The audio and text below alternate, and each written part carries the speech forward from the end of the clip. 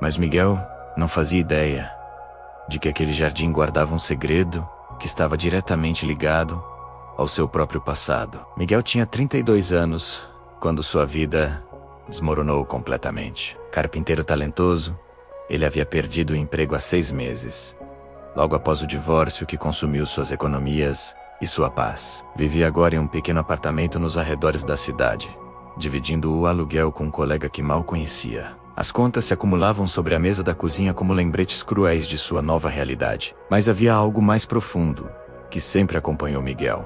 Uma sensação que nem mesmo nos melhores dias o abandonava completamente.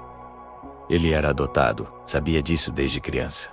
Quando seus pais adotivos, Ana e Roberto, contaram a verdade com todo o amor que tinham no coração. Eles foram pais maravilhosos, simples, mas dedicados, que lhe deram tudo dentro de suas possibilidades. Faleceram em um acidente de carro quando Miguel tinha 23 anos, deixando um vazio que o casamento nunca preencheu. Ele jamais procurou suas origens biológicas. Parte dele tinha medo do que poderia encontrar, ou pior, do que não encontraria. Mas o vazio permanecia, uma pergunta sem resposta, ecoando silenciosamente em seu peito. Foi uma manhã chuvosa de março que tudo começou a mudar. Folheando o jornal em um café barato, Miguel viu o anúncio. Procura-se jardineiro para a mansão histórica. Experiência não obrigatória. O número de telefone estava logo abaixo. Ele hesitou por um momento, depois discou. Uma voz feminina madura atendeu. Dona Irene, a governanta, fez poucas perguntas. Ele tinha disponibilidade? Não se importava com o trabalho pesado? Podia começar na segunda-feira. Miguel respondeu sim a tudo, surpreso com a facilidade. No sábado seguinte, ele dirigiu seu carro velho até o endereço indicado. O Jeep o levou para fora da cidade, por estradas cada vez mais estreitas, até que os portões apareceram. Vila dos Lírios, dizia a placa de bronze coberta de verdete. Portões de ferro forjado, imponentes, com arabescos que contavam histórias de outro século. A arquitetura colonial da mansão se erguia majestosa além dos muros, com suas janelas altas e varandas ornamentadas. Havia algo de abandonado naquele lugar, mas também algo de magnético. Como se o tempo tivesse parado ali décadas atrás e aguardasse pacientemente por alguém que o fizesse recomeçar. Mas ao atravessar aqueles portões, Miguel sentiu um arrepio inexplicável, como se aquele lugar o conhecesse antes mesmo dele conhecer o lugar. Dona Irene o esperava na entrada principal. Uma mulher de aproximadamente 60 anos. Cabelos grisalhos presos em coque impecável. Postura ereta que denunciava anos de disciplina. Ela o cumprimentou com um aceno de cabeça, sem sorrir.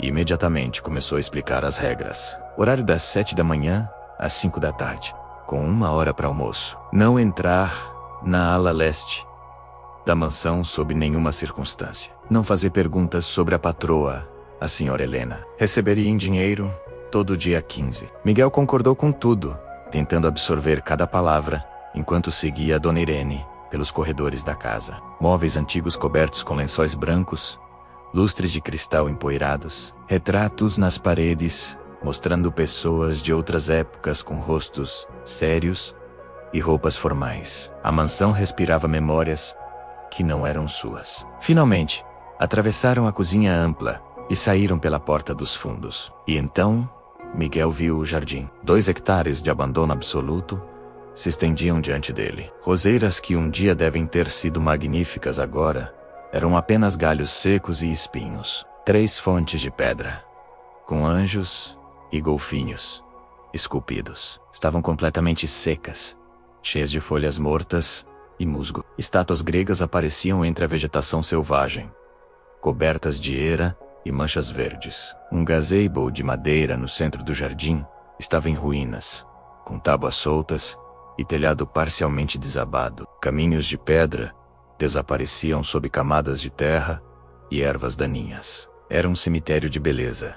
Um lugar que claramente foi amado, um dia, e depois, abandonado à própria sorte. Mas mesmo assim, Miguel sentiu algo, uma energia estranha, uma sensação de que Aquele caos escondia a ordem, de que sob toda aquela morte, havia vida, esperando para renascer. Ele viu placas antigas de bronze, espetadas no solo, com nomes em latim de flores raras, rosas damascenas, jasmins imperiais, peonias ancestrais. Alguém havia planejado aquele jardim com conhecimento e amor. Dona Irene observava sua reação com atenção. A senhora Helena não desce ao jardim há décadas.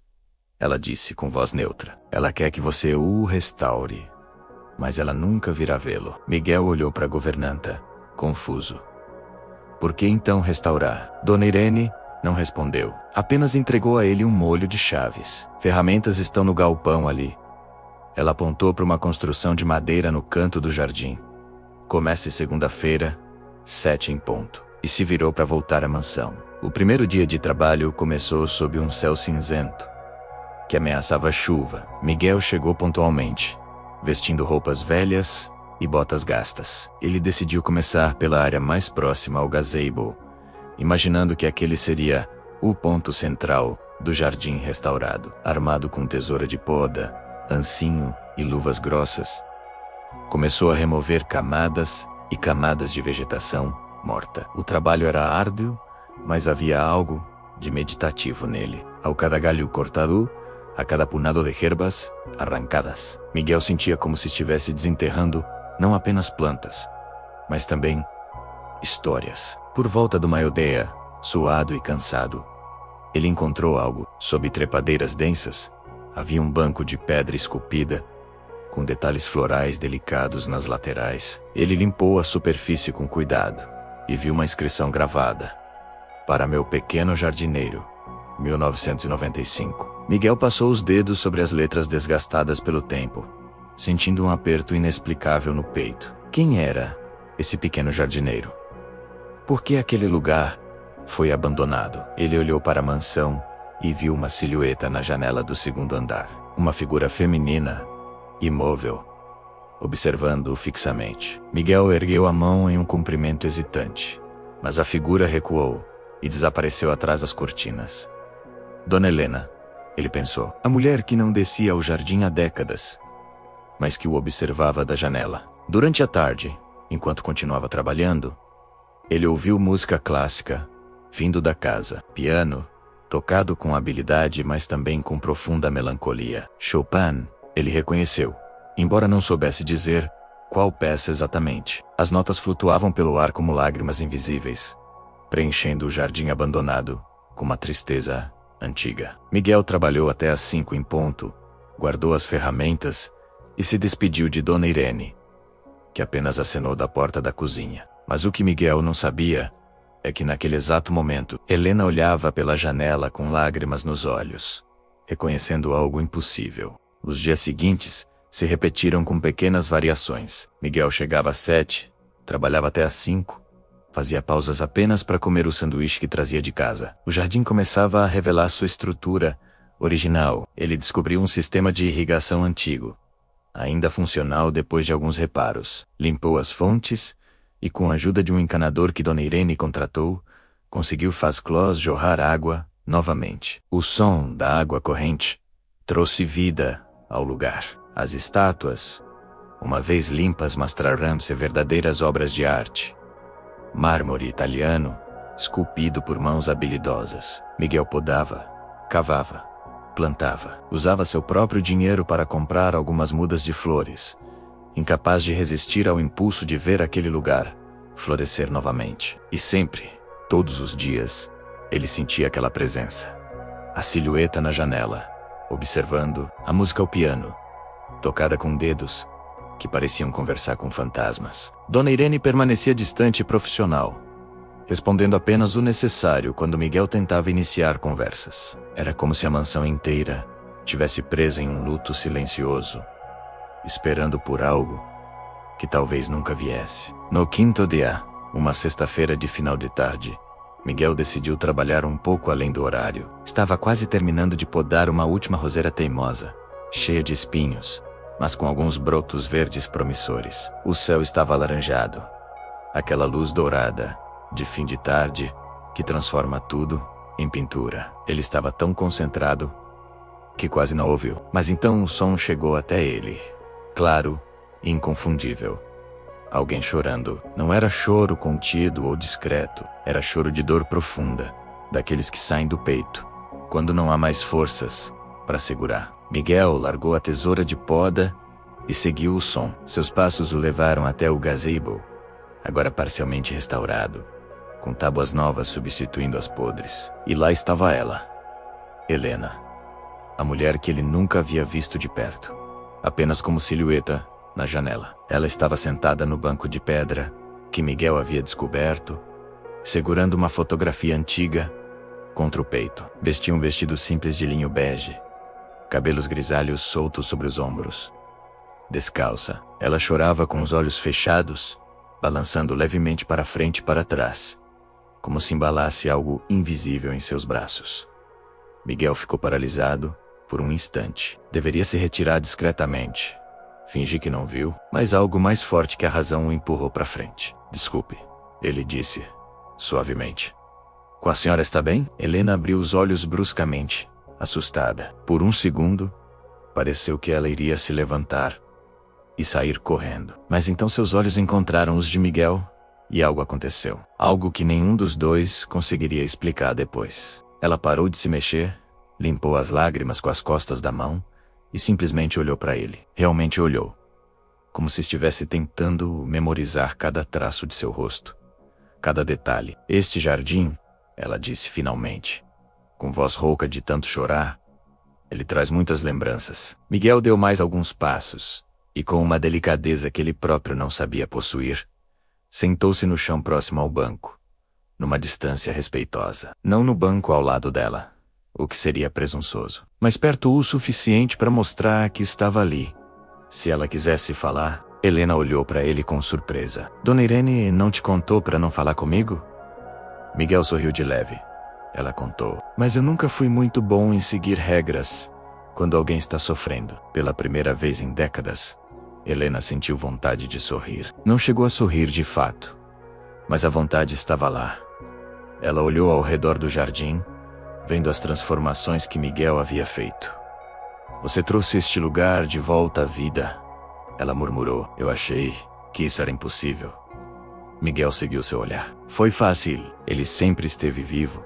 Só estava esperando. Helena sentiu devagar, como se aquelas palavras tivessem um significado muito maior do que aparentavam. Eu costumava passar horas aqui. Ela começou a falar, ainda segurando a fotografia contra o peito.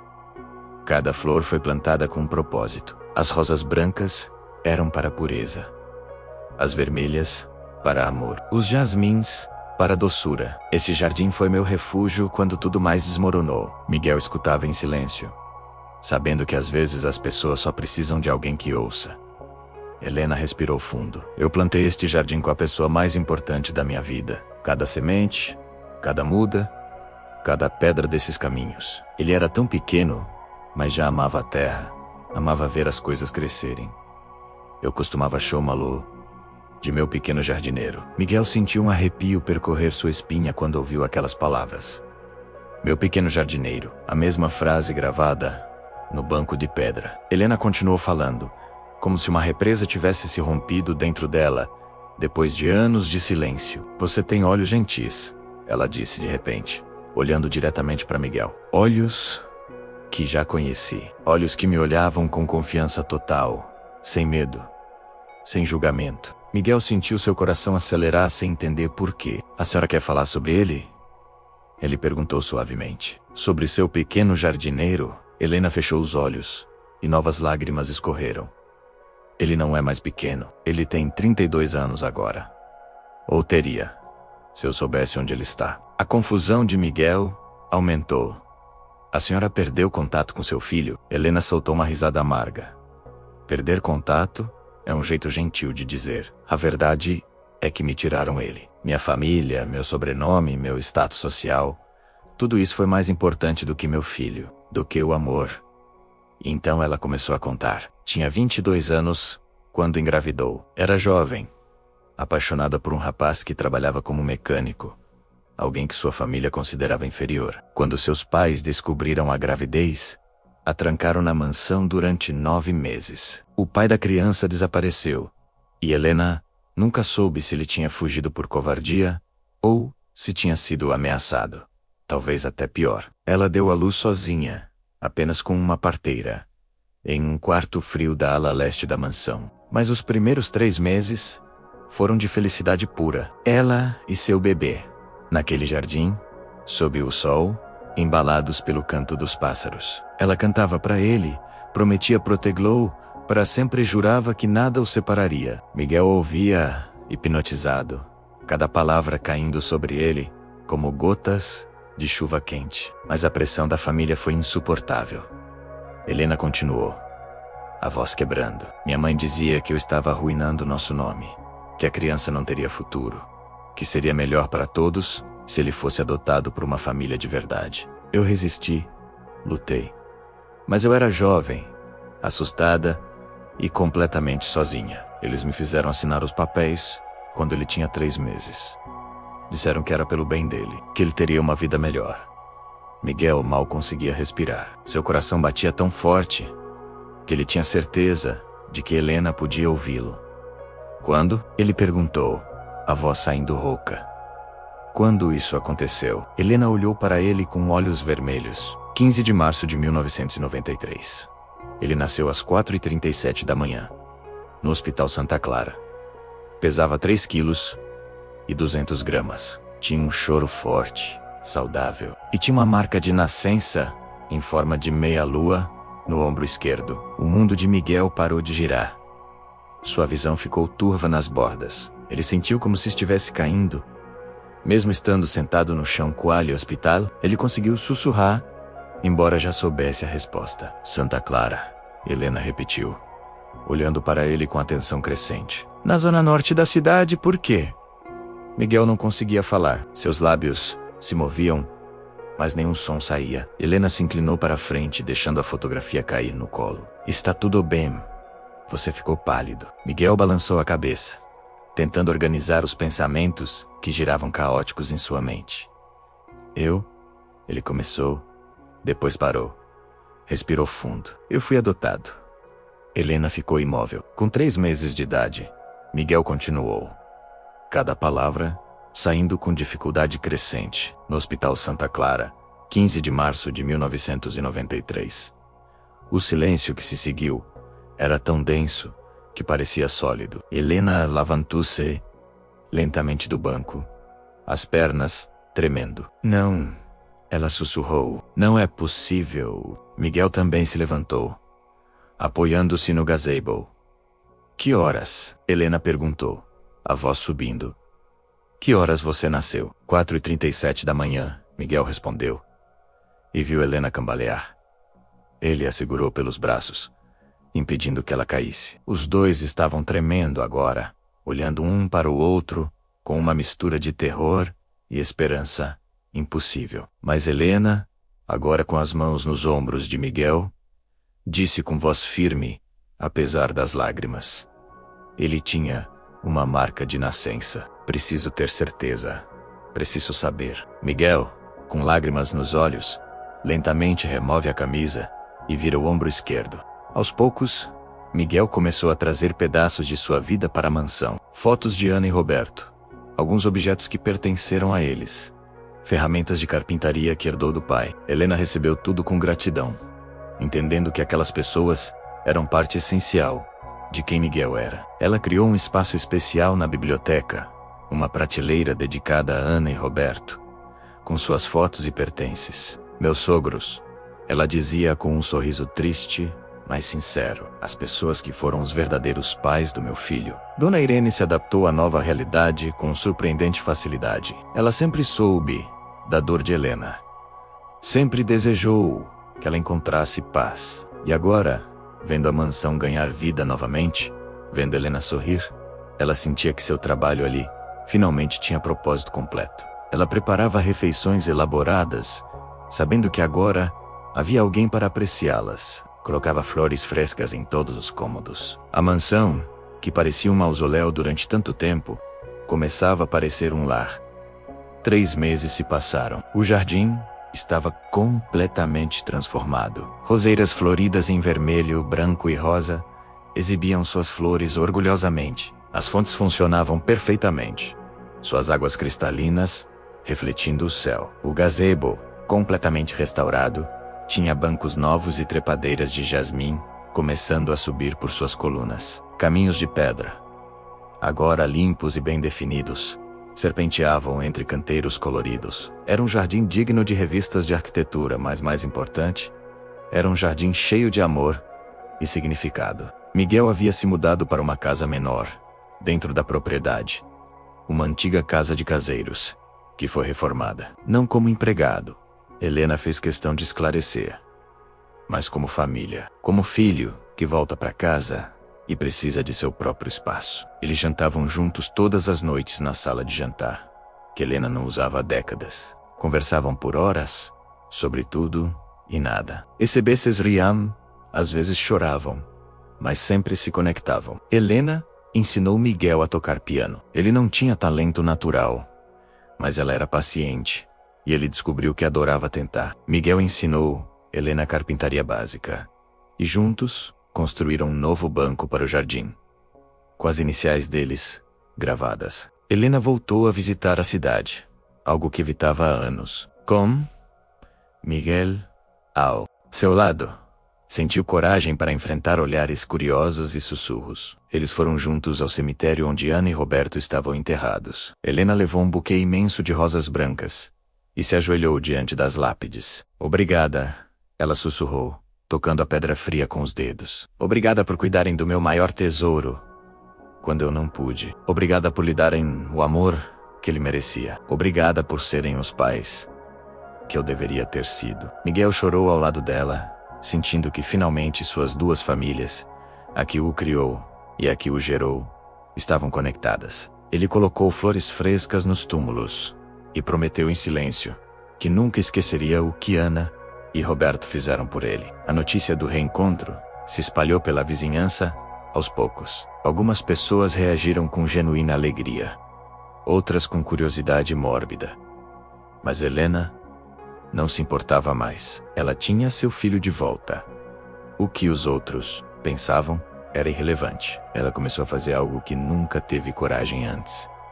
Abriu as portas da mansão para aulas de piano para crianças carentes. 2 vezes por semana, meia dúzia de crianças vinham à Vila dos Lírios para aprenderem música. Miguel construiu bancos especiais para que elas pudessem alcançar as teclas. Helena descobriu que ensinar aquelas crianças curava algo profundo dentro dela, como se estivesse devolvendo ao universo um pouco do que lhe foi tirado. As crianças adoravam não apenas as aulas, mas também o jardim. Miguel as deixava ajuda. Lou a plantar flores, ensinava sobre cada espécie, contava histórias sobre como jardins podem curar corações partidos. Uma das meninas, Laura, de 7 anos, perguntou um dia: "O senhor é filho da dona Helena?" Miguel olhou para Helena, que regava as rosas próximas, e sorriu. "Sou sim. Levei muito tempo para chegar em casa, mas finalmente cheguei." Laura assentiu, satisfeita com a resposta, e voltou a plantar suas petúnias. Para ela, assim como para as outras crianças, aquela resposta era simples e completa. Não havia necessidade de explicar os 30 anos, as complicações, a dor. Apenas, ele é filho dela. E agora está em casa. Miguel conheceu outros familiares, aos poucos. Helena tinha uma prima, Beatriz, que sempre a apoiou silenciosamente durante os anos difíceis. Quando Beatriz soube sobre Miguel, viajou de outra cidade para conhecê-lo. Ela o abraçou como se o conhecesse há anos e disse: "Eu sempre soube que você existia em algum lugar. Sua mãe nunca desistiu de você, nem por um dia." Beatriz trouxe mais histórias, mais fotos, mais pedaços da história familiar que Miguel desconhecia. Ele descobriu que tinha primos, segundos e terceiros, espalhados pelo país. Alguns demonstraram interesse em Conreclo, outros mantiveram distância, presos a preconceitos antigos. Miguel não se importava. Ele tinha o que precisava: sua mãe, sua história e, finalmente, um senso de pertencimento. O jardim se tornou símbolo desse renascimento. Miguel plantou no centro uma roseira especial, de uma variedade rara, que ele pesquisou por semanas até encontrar. Era uma rosa que mudava de cor conforme amadurecia, começando branca e terminando em vermelho profundo. Ele a chamou de segunda chance. Toda manhã, ele e Helena regavam juntos.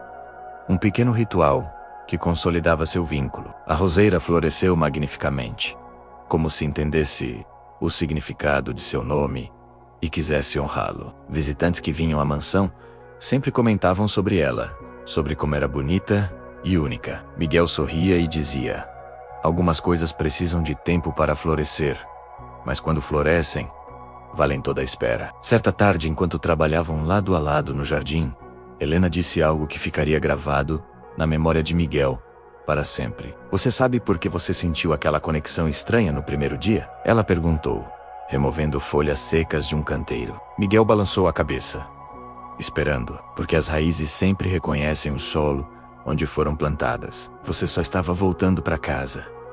Miguel parou de trabalhar e olhou ao redor, para o jardim que ajudou a renascer, para a mansão que agora era seu lar, para a mãe que finalmente havia encontrado. Ela tinha razão. Aquele arrepio que sentiu ao atravessar os portões no primeiro dia, aquela sensação inexplicável de pertencimento, tudo fazia sentido agora. Não era coincidência, não era acaso, era reconhecimento, profundo e instintivo, de algo que sempre esteve lá, esperando ser redescoberto. As raízes dele estavam ali, naquele solo, naquele jardim, naquela casa.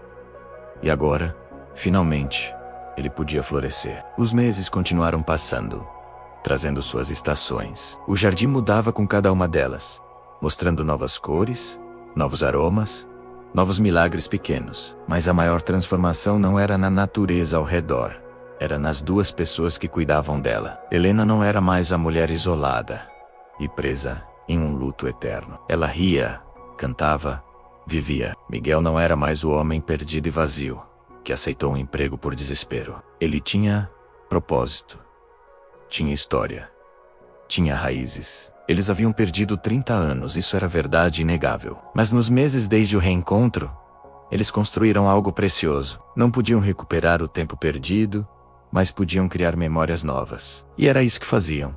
Um dia de cada vez, uma conversa de cada vez, um abraço de cada vez. O jardim testemunhava tudo. As flores que Miguel plantou, as árvores que Helena ensinou ele a podar corretamente, os caminhos que caminhavam juntos toda a tarde. Cada elemento daquele jardim era parte de sua história compartilhada agora. E assim como um jardim nunca está realmente terminado, sempre crescendo e mudando, sempre precisando de cuidado e atenção, o relacionamento deles também era algo vivo, que precisava ser nutrido diariamente. Mas ambos estavam comprometidos com esse cuidado. Haviam esperado 30 anos por essa chance. Não iriam desperdiçá-la agora. Às vezes, em noites tranquilas, sentados na varanda olhando para o jardim iluminado pela lua, Miguel perguntava a si mesmo se tudo aquilo era real. Se realmente havia atravessado aqueles portões apenas alguns meses atrás, como um estranho. E agora estava ali, como filho, como parte daquela história, daquele lugar. Parecia impossível. Parecia um sonho. Mas então Helena colocava a mão sobre a dele, ou dizia algo que só uma mãe diria. E ele sabia que era real. Incrivelmente, milagrosamente real. E se você está se perguntando se acredita em destino, em planos maiores que não podemos ver, em conexões que transcendem tempo e distância, essa história talvez seja a resposta. Porque como explicar de outra forma? Como explicar que Miguel, entre milhares de anúncios de emprego, escolheu exatamente aquele, que entre centenas de mansões na região, foi trabalhar justamente naquela, que no único dia em que decidiu trabalhar além do horário, Helena decidiu descer ao jardim pela primeira vez em décadas? Coincidência se estica apenas até certo ponto. Depois disso, temos que considerar que talvez, apenas talvez, algumas coisas sejam maiores que nós. A vida pode mudar em um único dia, em um único encontro, em um único momento de coragem de se aproximar de alguém que está chorando e perguntar se está tudo bem. Miguel e Helena sabem disso melhor do que ninguém. Suas vidas mudaram completamente em uma tarde de sexta-feira, sob um céu alaranjado, em um jardim que estava aprendendo a florescer novamente. E assim como aquele jardim, eles também floresceram. Encontraram beleza onde havia apenas dor. Encontraram esperança onde havia apenas desespero.